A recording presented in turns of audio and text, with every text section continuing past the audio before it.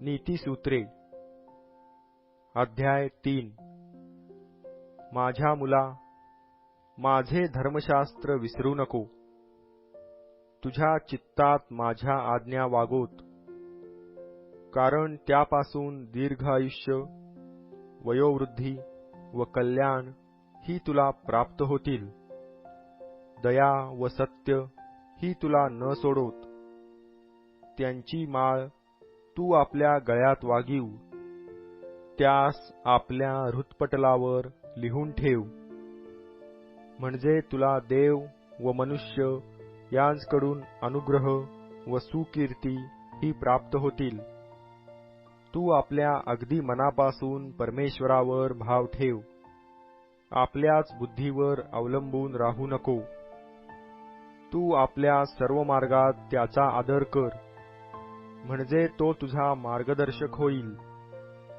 तू आपल्या दृष्टीने स्वतःस शहाणा समजू नको. परमेश्वराचे भय धर आणि दुष्कर्मापासून दूर राहा. हे तुझ्या देहाला आरोग्य व हाडांना सत्व असे होईल.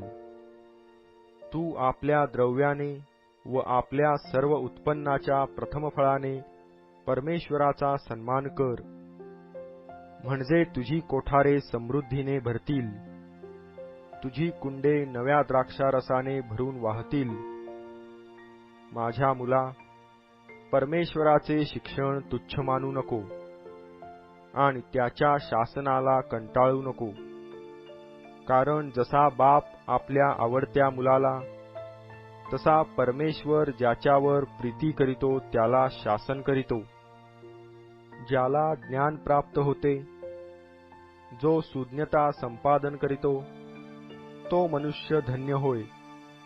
कारण त्याचा सौदा रुपयाच्या सौद्यापेक्षा व त्याचा लाभ उत्कृष्ट सोन्यापेक्षा उत्तम आहे. ज्ञान मोत्यापेक्षा मौल्यवान आहे, आणि तुला कोणतीही इष्ट वाटणारी वस्तू त्याच्याशी तुल्य नाही.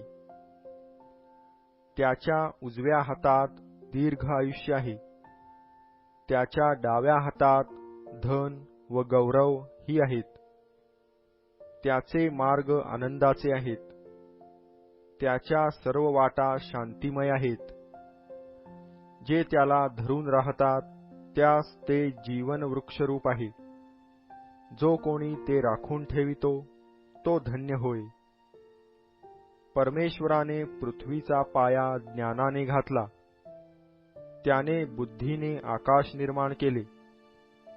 त्याच्या ज्ञानबलाने जलाशय बाहेर आले व आकाश दहीवर वर्षते.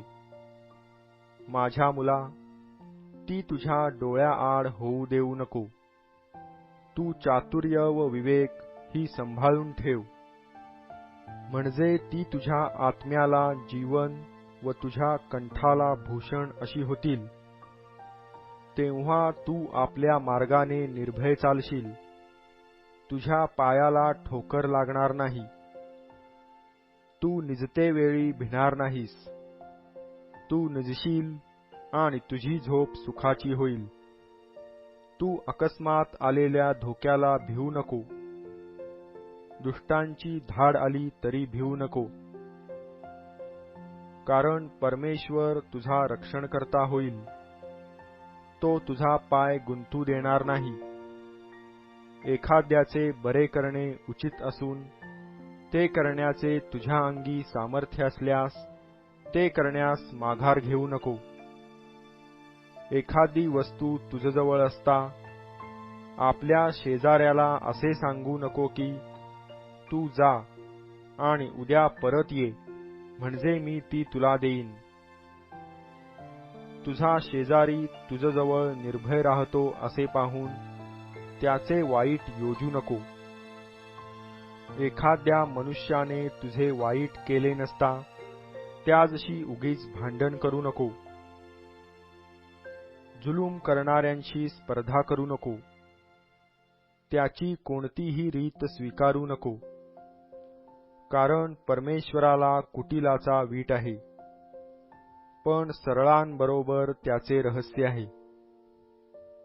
परमेश्वराचा शाप दुर्जनांच्या घरावर असतो, पण धार्मिकांच्या वस्तीला तो आशीर्वाद देतो. उपहास करणाऱ्यांचा तो अवश्य उपहास करीतो, पण दीनांवर तो कृपाप्रसाद करीतो.